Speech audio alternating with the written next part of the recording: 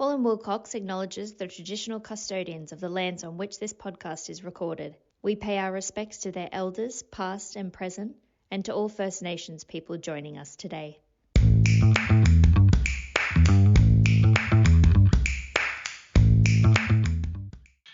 Hello and welcome to our latest Smarter Lawcast podcast episode. My name is Nathan Kennedy and I'm the head of Pro Bono and Community at Hall & Wilcox, and I'm also a co-lead of our ESG practice. Today we're going to be discussing mergers and acquisitions for charities, not-for-profits and for-purpose organisations. To delve into these issues and bust some myths about for-purpose mergers, I'm delighted to be joined by my fellow partner Alison Choi Flanagan, who co-leads our health and care practice, and Alex Green, who set up and runs Loom Consulting, a specialist consulting business focused on helping not-for-profits and for-purpose organisations realise the scale and other benefits of mergers and consolidation. It's something he has personal experience with, having overseen the merger of Arthritis New South Wales and Queensland. Welcome to you both. Thanks, Nathan. So Alex, I might start with you. What are the typical reasons for why not-for-profits or for-purpose organisations consider mergers or consolidations? Nathan, not-for-profit organisations are often called purpose-led organisations, and we all work in the service of a higher purpose, whether it be supporting vulnerable people, curing a condition, or saving the planet. And people don't work in the full-purpose sector to be busy or to craft themselves a job for life. They should be working in service of a higher purpose. Mergers should all be done within the context of delivering on that higher purpose. But underneath that, I think there are four reasons that purpose-led organisations should consider collaborations and mergers. And these four S's: sustainability, scale, speed, and selflessness. And I'd like to unpack those four, if I may. Sure. So sustainability comes from the recognition that often going it alone and business as usual just isn't possible indefinitely. And it's very contemporary at the moment. We've seen multiple non-profit organisations close their doors over the last few months as a result of the slow squeeze on revenue and the cost of doing good work rising. Whilst a merger isn't necessarily a financial silver bullet, it's the quickest way to create a more efficient organisation and achieve economies of scale that can take 5 to 10% off your overhead in one go. And that 5 or 10% could be the difference between an organisation's sustainability or insolvency. The second S is scale. So that might be, merger might offer bringing new supports to existing clients or bringing the work you do to new clients. An emerged bigger organisation is better able to deliver on its vision or its higher purpose at scale. And so at the Arthritis Movement merger, we rolled out programs from one state to another, and overnight we're able to double the number of people that were helped. The third S is speed. So achieving significant change, such as scaling operations or changing a business model, can take years, if not decades, and mergers offer a way to achieve change much quicker. And the last S stands for selflessness, because even if logic suggests a merger makes sense, it's almost always people and their self-interests or baggage that get in the way of logic. And it takes selflessness to look beyond ego and self-interest and fear, and often historic personal grievances, to recognize there might be ways to deliver on a higher purpose that don't necessarily involve you doing it. So if you think about this from a client perspective, often clients don't care who helps them. They just want help. They don't care about who leads the organization, what brand it has, or what history that organization sits on. They just want to be helped. So it often takes vision and selflessness to look beyond your own paradigm to find better ways to deliver on that higher purpose. Thanks, Alex. Alison, do you have anything to add about the reasons for-purpose organisations consider mergers? Thanks, Nathan. I agree with what Alex says. What I can add is examples. So, for example, in efficiencies, we've helped at Hall & Wilcox a number of purpose organisations who might be a federation of different associations in different states. They might merge to form a national association to achieve those efficiencies. So efficiencies in terms of payroll or technology or purchasing, and the ability to be able to purchase different services as well. Another example that we've seen also is in succession planning. So quite often a number of for-purpose organisations might have commenced either with some key founders who are very passionate about a particular purpose and personally involved, and they're getting older and their children don't necessarily want to take on the mantle. So to be able to have that succession of people coming in as directors, being able to attract, having the size to attract directors with multiple skill sets is very attractive. The other one that we're seeing also, particularly in our area, because I co-lead the health and care team at Hull and Wilcox, is that following the Aged Care and Disability Royal Commissions, the regulatory landscape has changed significantly. So those two, and particularly also in hospitals, they're facing higher regulation. And the cost of compliance and also the potential personal liability that is now being imposed upon directors is something that some people do not feel that they have as a small organisation, the ability to comply with properly or the resources to comply with properly. So they're in face of a changing landscape, a regulatory landscape, and the only way that they can see that they can meet those regulatory requirements is to come together with another like-minded organisation to give it more resources and the skills to be able to comply. Thanks, Alison. Alex, I suppose you touched on this slightly in looking at the reasons, but when's the right time or the best time to consider collaborations or mergers? What are the triggers for it? I love that phrase that the best time to plant a tree was 20 years ago, but the next best time is today. And I think that's applicable to collaborations and mergers. And in short, if you're not thinking about how you might work with others to deliver on your higher purpose, you should be. Now, in my experience, unfortunately, many organizations leave it till it's 5 minutes to midnight to explore mergers and until a sustainability challenge becomes a burning platform for them.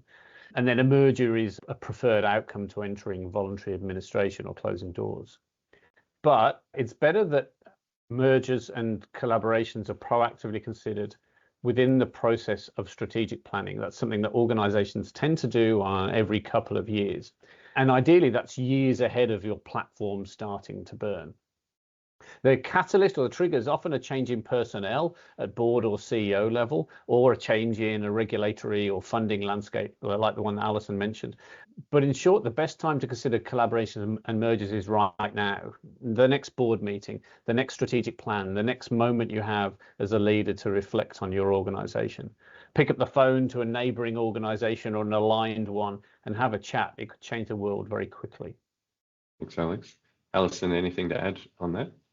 From a legal point of view, I agree with Alex. So many organisations leave it to the last minute, and that is not really the recommendation to get the best outcome, because you do need to have the time to have discussions with like-minded organisations, and it does take time to have a proper communication strategy with your stakeholders to bring everyone along the way. So I generally say you do need a runway of at least 12 months to do it properly.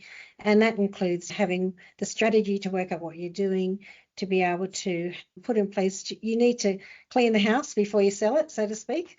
So have time to get your affairs into order so that you are an attractive target, and also to get the due diligence ready, and then could quite often take 6 months by the time you decide to merge and have all the documentation negotiated and completed. Thanks, Alison. Alex, in thinking about what you've already said, what are some of the issues that boards and management should be aware of leading up to planning for a merger? The most important one is, like Simon Sinek says, you need to start with your why. Why even consider a collaboration or a merger in the first place? And usually this is about delivering on your higher purpose or your vision. But some of the other things that boards and management teams need to think of are, who are the stakeholders that need to be consulted? What does your constitution say? What membership structure does your organization have? And what are the mechanics of potentially going through a merger process? Also need to determine, who are the blockers? Are there any historical grudges? Are there egos and self-interests that might get in the way? And if so, map those out and address those systematically. But once you've created that kind of North Star, that why you might explore merger or vision, that should, in theory, inform every decision and consideration for boards and management from that point on. Alison, anything to add on that?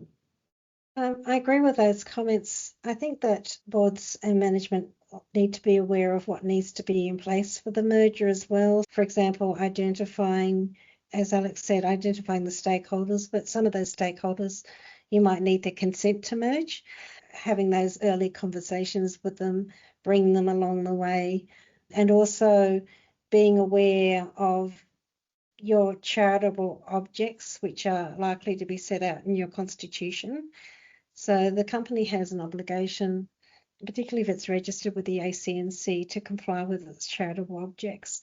And so that should be used as a map, so to speak, to guide you along the way. So when you're looking at potential merger opportunities, is that organisation, do they have similar objects?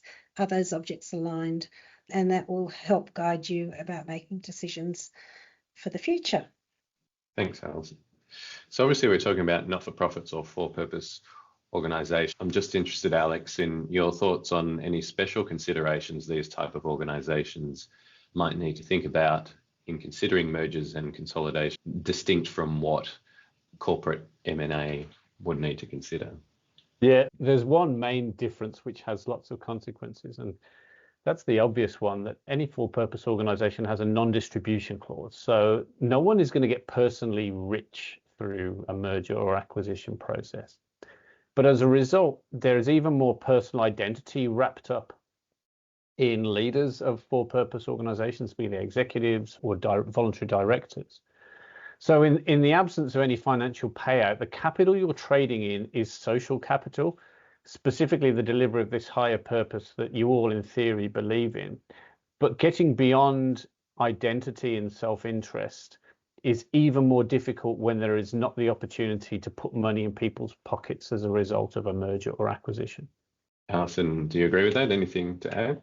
Yes, I agree with those comments. As I said before, the organisation, a charity, needs to be guided by its objects. So when it's merging with another organisation, the organisations have to be aligned with their objects. Otherwise, you have to change your constitution, which requires a special resolution, 75% approval of the members. Another thing to consider in relation to for-purpose mergers is also that quite often there's a number of trusts involved, so charitable trusts, and they might have been given for a particular purpose. And if those trusts fail, then you can apply to the court to apply them what we call cypre. And the difficulty is that if once you make an application to the court to apply trust cypre, anyone can apply if they've got a purpose which is very similar. So I've been involved in one where there was a particular trust. Someone had bequeathed a portion of land to a charity to be used for a particular purpose. In this case, it was in relation to returned soldiers, and that was made during the wars. And since we haven't had so much conflict today, there wasn't such a purpose to have specifically a facility for those returned soldiers. Then they were considering, okay, what should we do with that piece of land? And an application for cypre had to be made. So again, you won't see that necessarily for profit organisations, but it is unique to know for purpose organisations. There may be these charitable trusts, particularly in relation to real property, which has a specific purpose. So you can't just, I'm going to merge and I'm going to use that property for another purpose. It doesn't work that way. If it's for the same purpose, then you can. That's why I'm saying align the charitable purpose. But if you can't, then you actually have to apply to court for cypre orders. And there's a risk in doing that because both organisations with the mergers might actually lose that asset. That purpose isn't aligned with the original trust. Yeah, so some important things to consider. Alex, do you have any first-hand lessons in mergers that you'd like to share or advice to offer? Yeah, there's 4 things that I think leaders of not-for-profit organisations should keep in mind. First is the importance of having hard conversations early. So to understand which people might stand in the way of progress towards that higher purpose, call out any issues so they can be addressed, or that those people can choose to get off the bus if the bus is moving. And to document any deal breakers for you and possible partners, there can be a lot of myths connected with collaborations, but actually documenting where people are at, what their issues and concerns are, can then create a list of matters to work through in order to deliver on a collaboration or a merger. The second piece of advice is that change happens at the speed of trust. Honesty and transparency and visibility of all the key partners by documenting what they're bringing to the table can really accelerate trust, which means that mergers, whilst they take an average of, I'd say, 12 months, can be dealt with within a matter of a year or so, rather than have a conversation that lasts for years and years. The third thing is that an external voice can really expedite the process and take an objective position on what are often some quite personal considerations.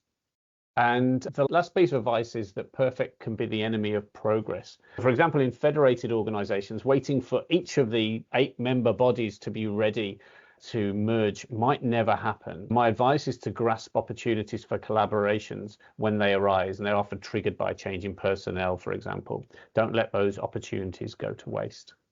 Some good advice.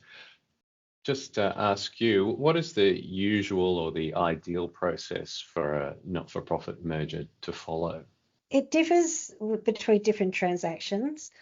It may be that obviously the board would make a decision that they want to do something, and then quite often it might be that they really quite open to different structures. So they might actually enter into a joint venture, or they might enter into an actual acquisition, and then they might decide to test the market. So for example, you might issue an information memorandum and request for proposals, or you might shortlist yourself depending on personal relationships the board members might have with other organisations. And then you would go through what we call like heads of agreement, or MAU, where we're just talking about the main points of the transaction. Obviously, we advise a confidentiality deed before having those conversations. And then we look at the transaction structure. And that might be, for example, you might have one for-profit organisation, which is a public company limited by guarantee, merging by way of becoming the sole member of another public company limited by guarantee. Or you might enter into an arrangement where you have a completely new company that's incorporated and the organisations agree to become members. The members become members of the new company. Part of that decision making obviously is if there's a lot of debt and a lot of problems with one particular organisation. They might have a lot of historic environmental asbestos issues, or they might have a number of underpayment issues or workers' compensation claims, asbestos and all of that. If another organisation wants to join with that, they don't want to take on those historic liabilities, in which case you might decide to have a brand new public company limited by guarantee, and both organisations agree to merge into that. It can be simply a business and asset sale from one organisation to the other. So there's a number of structures that you can consider. Then we go through due diligence stage, then we negotiate with the contracts, and then finally completion. So it differs for each merger, but there's different structures that can be involved. Okay. And what are the directors' duties relevant to those processes? Directors have a number of duties under common law, and if the organisation is a company which is incorporated under the Corporations Act and registered with the ACNC, there's a number of governance obligations under the ACNC legislation. And those directors' duties include to act in the best interest of the company as a whole, and that includes taking into consideration the members and, of course, the charitable objects for a charity.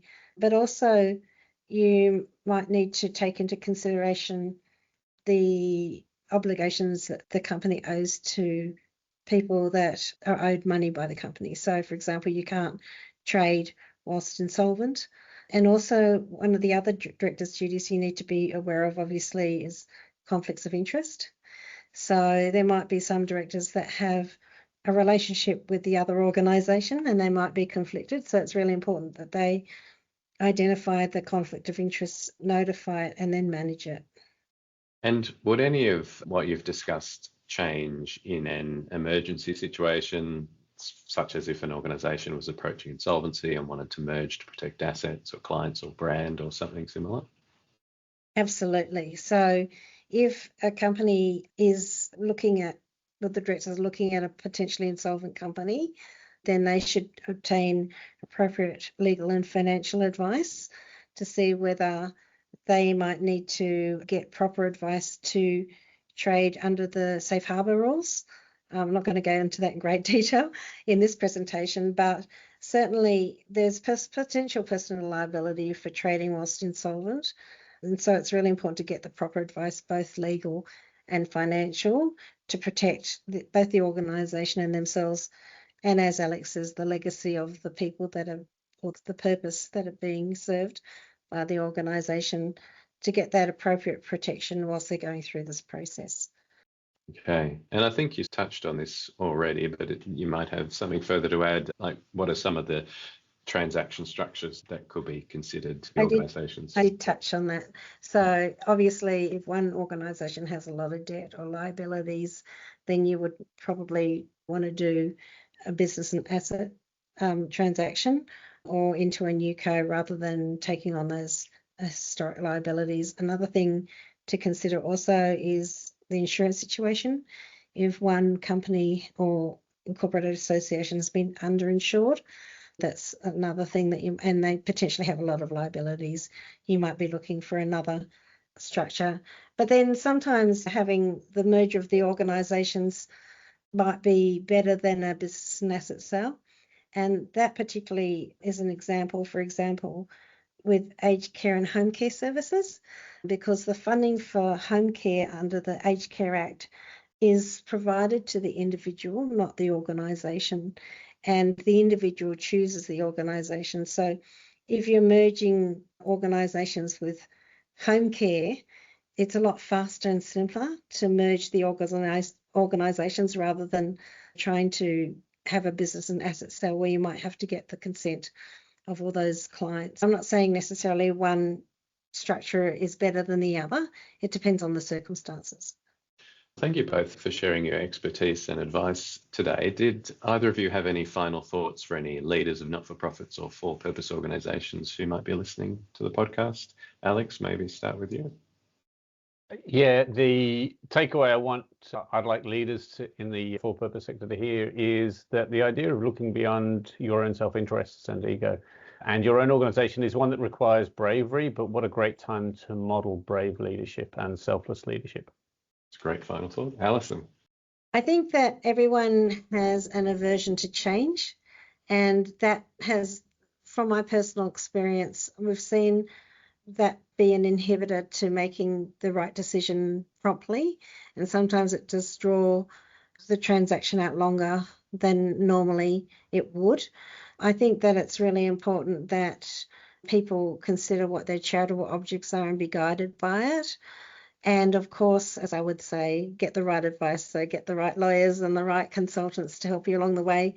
People who've got experience in the lived experience of dealing with mergers and acquisitions that can guide you, and also a good communication strategy. So make sure that you're dealing with your stakeholders and bring them along the journey with you. Thanks very much, Alison. So thanks again, Alex and Alison, and thanks everyone for listening today. As always, please get in touch with us if you have any questions.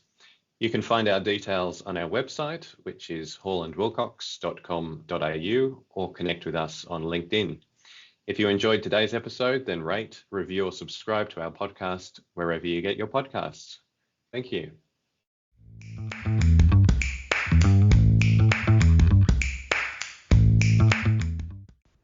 This podcast is not legal advice and should not be relied upon as such. You should always obtain legal advice about your specific circumstances.